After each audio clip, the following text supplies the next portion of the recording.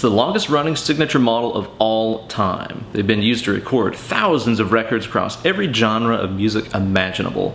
It's arguably the most iconic electric guitar design in history. But why do guitarists like Les Pauls? Hey there kids, it's your good buddy, Uncle Ben Eller, and on today's video we're going to dig more deeply and go on a mystic quest to try to find the source of the Les Paul's legendary power. In order to further explain the power of the Paul, I've constructed this pie chart here to demonstrate to you guys that... Oh, what's that? My pie chart has been replaced with the web address for the place that you can go to hang out with the coolest kids on the internet, get all kinds of backing tracks, bonus lessons, and so much more just by supporting my channel even for $1 a month. So join up today and start reaping those benefits, kids. But just in case this is your first day on planet Earth and you don't know anything about this legendary axe, here's a brief history. Les Paul was by all accounts a guy. His name translates to French as Le Paul, meaning the Paul, as in the Paul of all Pauls. When he wasn't shopping for dashing wool suits or literally revolutionizing the world of recording, he was chasing down the perfect design for a guitar that could be amplified to keep up with the big band jazz sound without the annoying feedback associated with the hollow body designs of the time. In he made a log guitar, if you will, and took his design to renowned American guitar builder Gibson, who shot it down. But eventually, the then president of Gibson Guitars, Ted McCarty, brought Les Paul in as a consultant to help create the guitar that we all know and love today. Over the years, there's been a lot of tweaks made to the design of the Paul, some good, and some, yeah, real not good. But the classic specs have remained mostly unchanged. That sexy single-cut silhouette of a fat slab of mahogany, typically capped with maple, and a 24 3/4 inch scale set in neck with 22 frets. It's everything you need, and nothing you don't. Now, before we start trying to figure out what the hype is about these chunky guitars, let me introduce you to my Les Paul. Ooh. I got this sexy beast from another sexy beast, my good buddy John Cooper, amp tech to the stars, and skankbanger.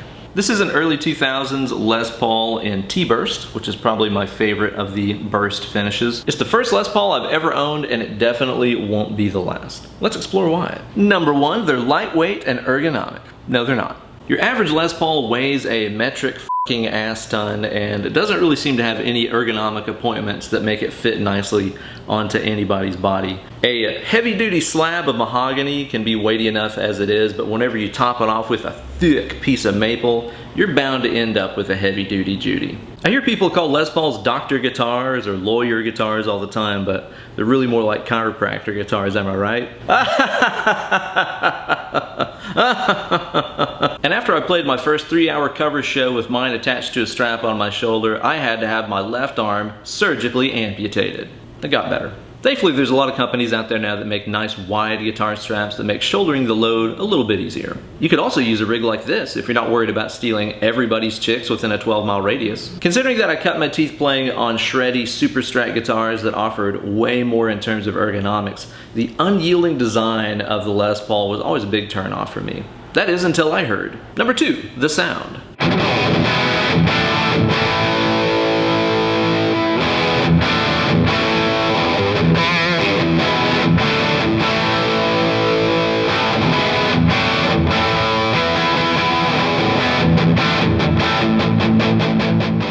So I was tracking rhythm guitars on a session in a recording studio using one of my aforementioned sleek, sexy shred guitars, and I got everything that we needed done for the track, and we still had a little bit of time left in the session. So just out of curiosity, the producer and I decided that we would try recording another pass of the rhythm guitars, only this time using his, beat up old battered Les Paul that was leaning up in the corner of the studio. And almost immediately something happened. I absolutely f***ing hated how much better it sounded than my guitar. Everything just sounded more bigly. The low end was huge but still really clear and tight. The mid-range had this nice warmth to it, and it sounded like there's a little bit of high end that was already shelved off like you'd usually do at the end of the recording process, only it was just coming off of the guitar itself. I immediately re-recorded every single guitar on the entire session using the Les Paul just because it sounded so massive. And that's thanks in part to, number three, the scale length.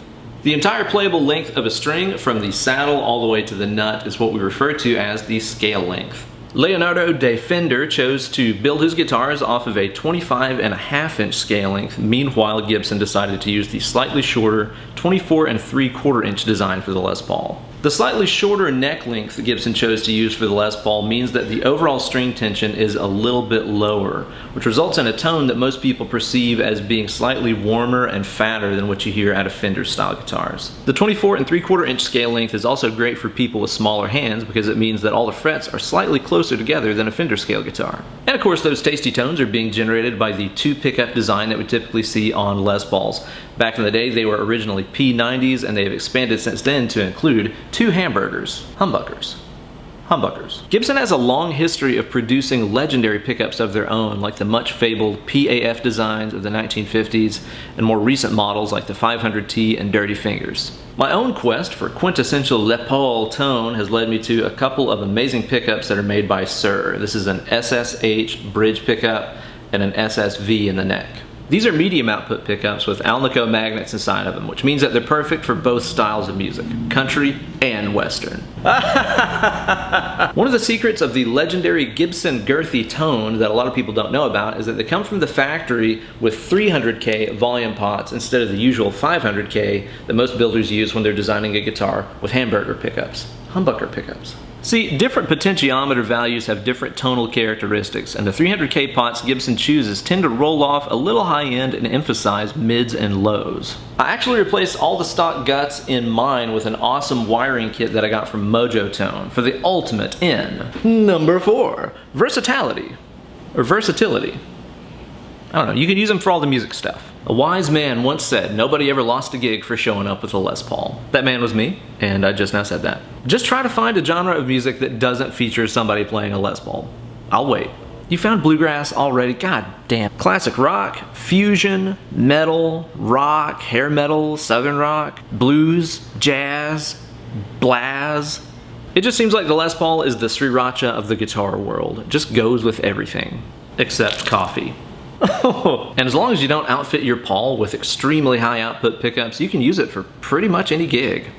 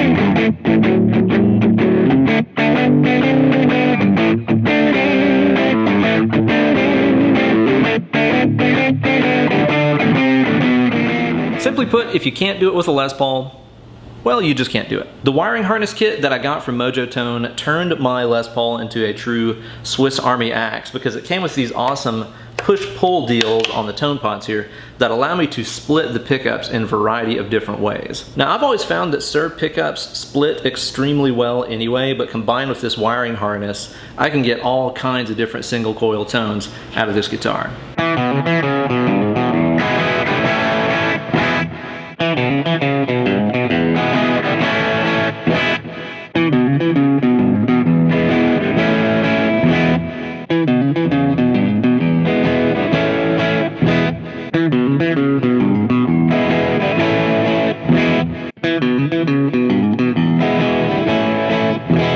And of course, it's easy to make a Les Paul sound good, considering the number 5, playability. So as a young Shredi Knight, I had this stupid idea in my head that Les Pauls all had little tiny frets and huge thick necks like George Fisher, and were somehow less playable and shreddable than my high performance rides. But little did I know in my days as an ignorant youth that it's not the car, it's the driver.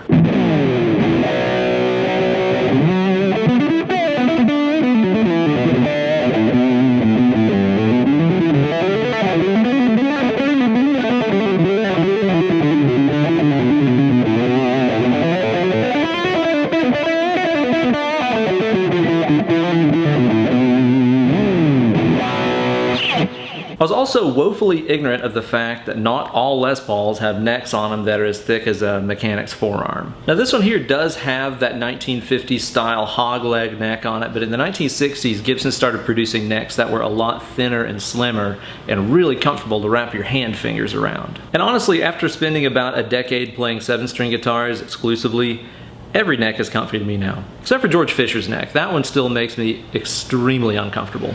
But of course, your mileage may vary. It's like they say, tomato, Les Paulo. And also, I'm starting to wonder if the massive neck on this guitar contributes somewhat to the massive tone that it has.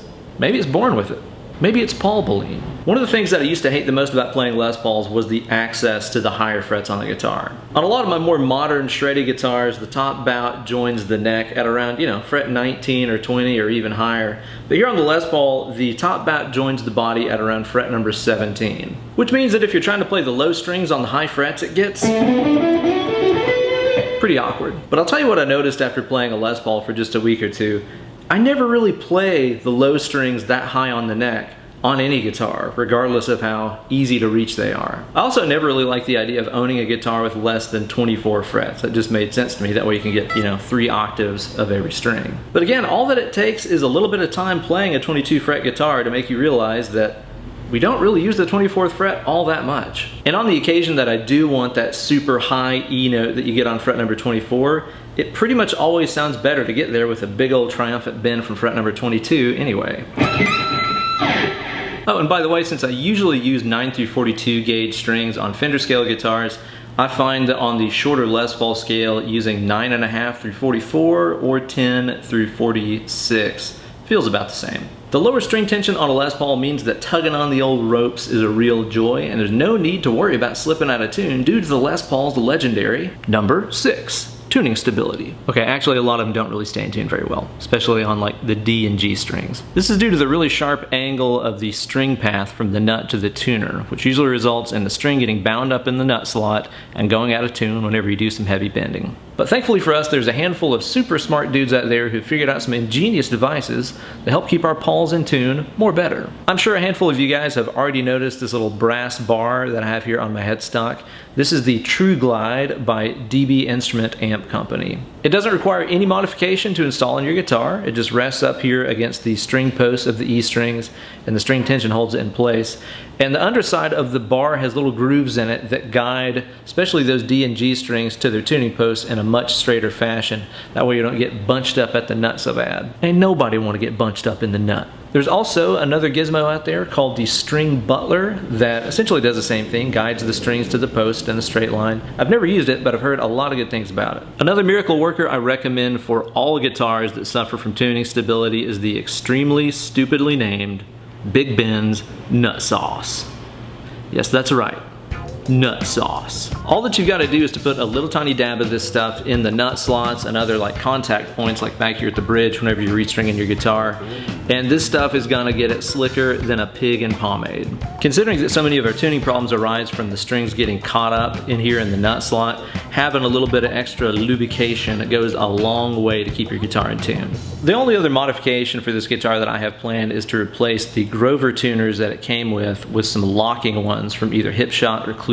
Locking tuners eliminate the necessity for all the, winding and stuff that we put up on the string post right here, which is where a lot of tuning slips happen.